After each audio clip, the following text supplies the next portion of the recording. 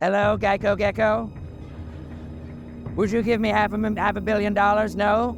That is outrageous. I demand to speak to your caveman. When Trump comes to mind, you probably envision a wealthy man, perhaps even a billionaire. Magazines like Forbes often tout him as one of the richest individuals on earth. He also tends to boast about his wealth excessively, possibly even more than necessary.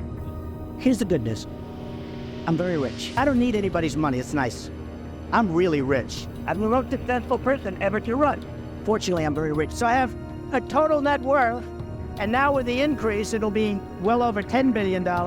I'm not doing that to brag, because you know what? I don't have to brag. It's quite bothersome when someone constantly boasts about their wealth, but what's even worse is when it's a complete fabrication. This is the case with Trump, who claims to have a vast fortune, yet in reality, he has no money at all. It's not surprising that he's a pathological liar, as he hasn't said anything truthful in ages. What's truly astounding is that he can't even afford the bail for one of his fraud cases, which amounts to a whopping $500 million. He's desperately trying to avoid going to prison, yet he can't even come up with the funds to get himself out. He stated that he has billions of dollars to his name, including $500 million in cash alone, but it's clear that he's lying. So where has all that money gone? It's a mystery that remains unsolved. As Stephen Colbert recently pointed out on his show, Trump is broke as a joke. He doesn't have the cash. Aha. Costs you now. He's not a real rich guy, he just plays one on TV. Donald Trump has $1 billion the same way Patrick Stewart has. Colbert can mock Trump without fear of legal backlash because Trump lacks the financial resources to sue for defamation. Trump's current financial state is such that anyone can criticize him freely. Today is our chance to demonstrate this. First, let us examine how much money Trump has, or at least how much he professes to possess or fantasizes about having. It is commonly believed that Trump's net worth is approximately $7. Not only is he penniless, but a judge in the New York Appeals Court has ordered the former president to provide bail worth the staggering sum of $454 million to halt the enforcement of the existing judgment against him. Trump's legal team maintains that he cannot afford to post bail, leaving him in a hopeless predicament. He can't really get one because he's not a good credit risk. He hasn't been a good credit risk for a very long time. During the 90s, 6 or so of his company went bankrupt. So that is the long-awaited moment of Trump facing the consequences finally approaching. Said he has $500 million in cash, undercutting this lawyer's claims. That's like if OJ tried to put on the glove and said, "This doesn't fit, but I do love stabbing. Stab, stab, stab, stab." Stab. He couldn't resist intensifying his criticism due to this situation. However, it may appear implausible. How can Trump be completely bankrupt and unable to pay anything? What about his banks and loans? These are valid inquiries. As it turns out, he was denied funding from every source, which is unsurprising to us and Stephen Colbert. Hello, Gecko Gecko. Would you give me $500 million? No? That is outrageous. I demand to speak to your caveman. No, I've already tried all the banks. Tyra, Azalea, Special Agent Cody. Hello?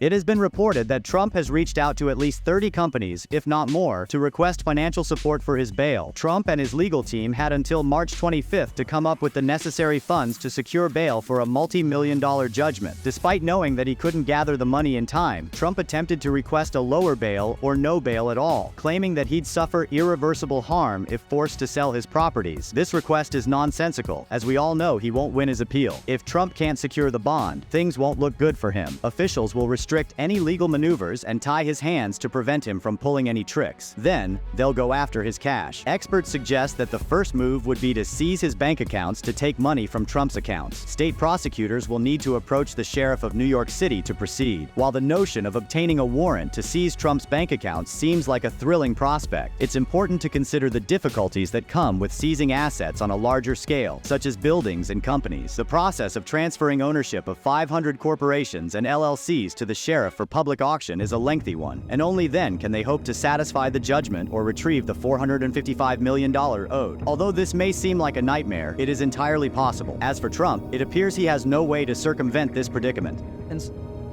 Today was supposed to be a special day. A day that Donald Trump had to either fork over $464 million for a bond in this New York fraud case, or Attorney General Letitia James was going to grab him by the property.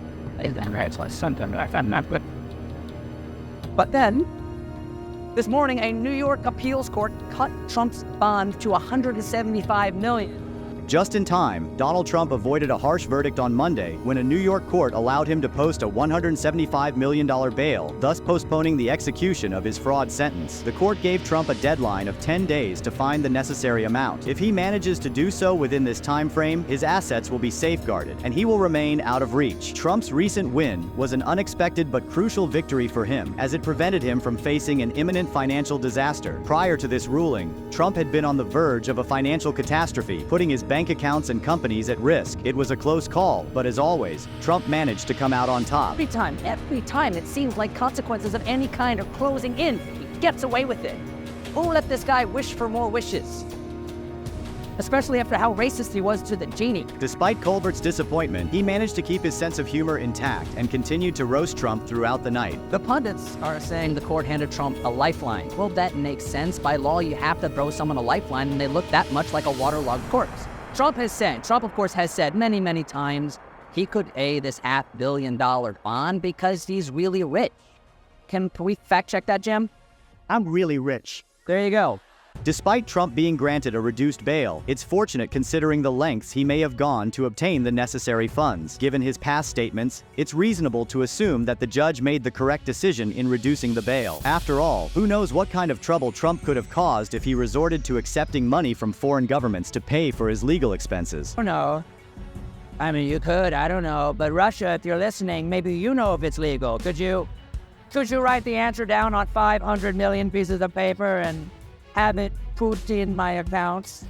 The issue of bail surrounding the former President Donald Trump's financial woes is certainly a mixed bag of emotions. Some may find it humorous, while others may feel a sense of sadness for the man who once held the highest office in the land. Regardless of how one feels about the situation, it's important to set it aside for the moment and focus on the upcoming presidential elections. As a contender for the presidency, one can only imagine what Trump's thoughts are on how his past financial troubles will impact his chances. His multiple bankruptcies, conviction, and now the hefty bail that he must pay all cast a shadow over his candidacy. Will voters be able to look past these issues and focus on his policies, or will they be too distracted by his personal shortcomings? It's possible that we may see late-night talk show hosts like Stephen Colbert offering up their witty takes on the matter. Colbert, who has made a name for himself by poking fun at politicians and their missteps, is sure to give Trump a good ribbing. But while the jokes may bring a chuckle or two, they also highlight the seriousness of the situation. The presidency is no laughing matter, and voters must carefully consider the character and integrity of those seeking the office. In the end, the decision on who to vote for will be left up to the American people. It is up to them to decide whether they want a leader with a checkered past or someone who can bring a fresh perspective to the Oval Office. Whatever the outcome, it's important to remember that democracy is a privilege and a responsibility, and one that should never be taken for granted.